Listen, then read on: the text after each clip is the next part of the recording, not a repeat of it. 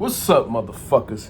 This Marcus Rosa, a.k.a. Mazuma TV, back at y'all with some more boxing talk, man. Shout out to Mazuma Nation. Shout out to Mazuma Ma. We in the building as always, man. I hope everybody's having a blessed, beautiful, positive, productive day. Back at y'all with my second video of the day, man. And I wanted to talk about your boy, y'all boy, Teofimo Lopez, man. It seems like he's been pretty quiet lately. You know what I mean? He's been staying low-key ever since his controversial win over Journeyman that I honestly believe he lost. You know what I'm saying? But that's a totally different topic. What I'm trying to say is he's been completely quiet as of lately, you know, just playing it low-key. And there's been some reports that has come out now by your boy Mike Coppinger, you know what I mean, fellow boxing reporter. And he's coming out and he's saying that Teofimo Lopez is finalizing a fight in Miami, June 29th, the same date as Ben Rodriguez and Gallo Estrada. You know what I'm saying? And you won't believe who the opponent is, because I couldn't really believe it neither. You know what I mean? So apparently, Teofimo Lopez is going to be fighting somebody by the name of Steve Claggett. Steve Claggett, y'all.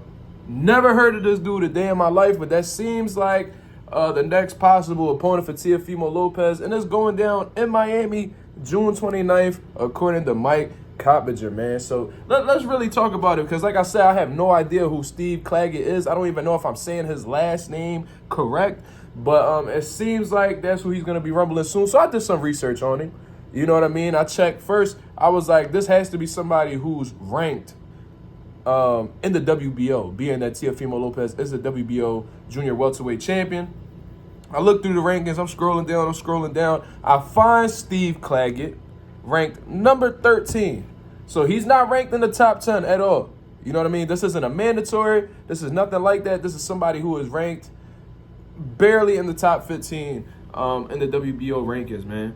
You know what I mean? So I had looked over his record, looked at the things that he's done, and according to his record, I believe he is 38-7 with 2 draws and has been stopped 1 time. You know what I mean? According to Mike Coppinger, Steve Claggett is a pressure fighter, which is a complete different style than he faced against Journeyman. And that just lets you know that he wants nothing to do with people that provide any type of boxing ability, mobility, anything of that nature. You know what I mean? He don't want to deal with any type of athletic styles. He prefers somebody to sit directly in front of him and give him opportunities to counter and just look good overall.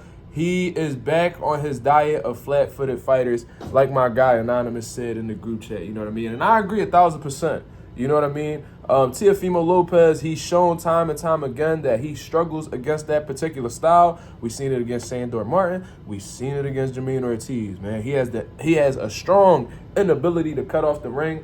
And it's unfortunate that instead of just taking accountability for knowing that he's lacking in one department and going into the lab to make up for it, what he's doing is completely avoiding the style now and going up against somebody who does the complete opposite, which is being flat-footed, staying directly in front of you and applying pressure. You know, 9 times out of 10, that's going to be a style that will benefit Teofimo Lopez. You know what I mean? Because he has great timing, good hand speed, got power. You know what I mean? And he's a good counterpuncher. You know what I mean? Now, if this would have been a pressure fighter that was as relentless as somebody like Subriel Matias, then maybe this would be a completely different situation. But this man, Steve Claggett, never heard of this dude. I've seen that he's had several losses against guys who were low-tier fighters, in all honesty. You know what I'm saying? And this should be a cakewalk for Teofimo Lopez. Now, this is extremely disappointing due to the fact that Teofimo Lopez has been acting like he's been wanting to fight top-tier competition. You know, he was talking about how he sent Subriel an offer, and he's willing to fight Devin Haney. He's acting like he's with the smoke. But the actions behind the words you are saying show that you don't really want that smoke with these top guys right now. You see what I mean? You fought Josh Taylor. Okay, Josh Taylor had a terrible performance going into the fight with you. You fought Vasyl Lomachenko. Okay, that was a great win. You got 2 great wins on your resume. If you want to count Richard Commey as well, that's cool. But now you're in a completely different division where you are a champion. There's 3 other champions in your division that feel like they're the king of the division as well. And you know, Subriel, he's fighting Leon Paro, quality guy. Devin Haney's fighting Ryan Garcia, quality guy. Rolly Romero is facing Isaac Cruz, quality guy. What are you doing? Steve Claggett, yo. You just gave this man so much attention to his name just based off of you announcing the fight alone with him. Just it's gonna shoot his stock to a whole different level. Just because you gave this man an opportunity and we have no idea who he is.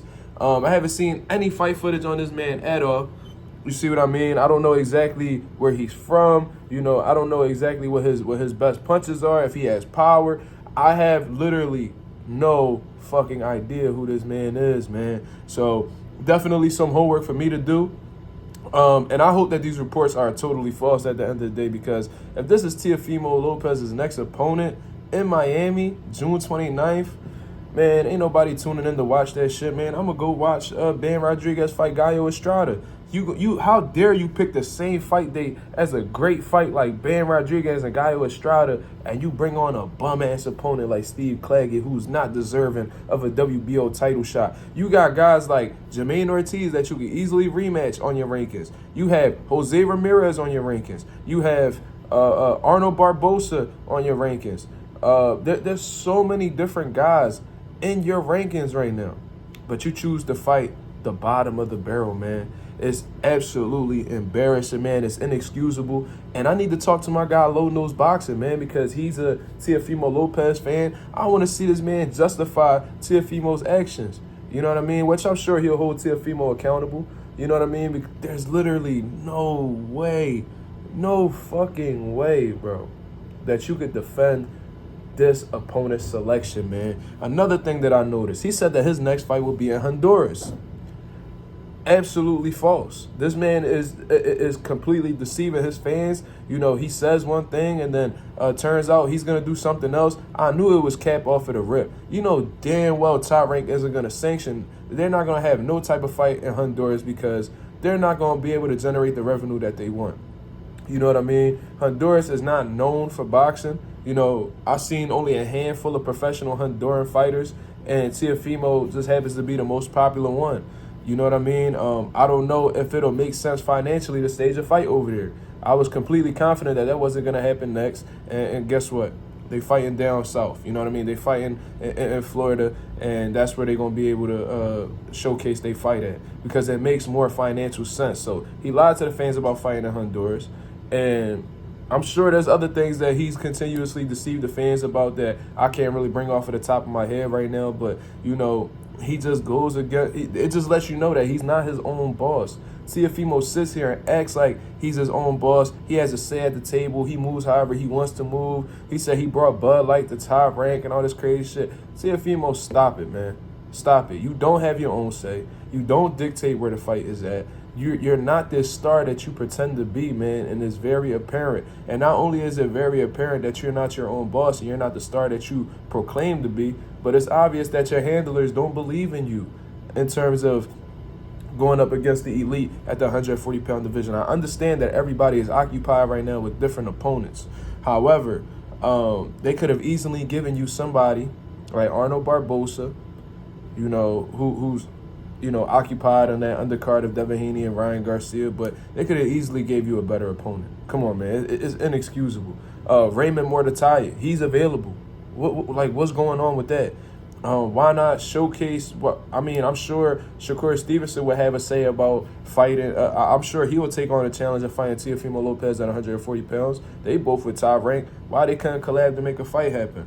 It's inexcusable, man. I'm going to keep saying this, and it's absolutely embarrassing that Teofimo is choosing this opponent to fight on June 29th, bro. I'm not supporting that shit. I'm not watching it at all.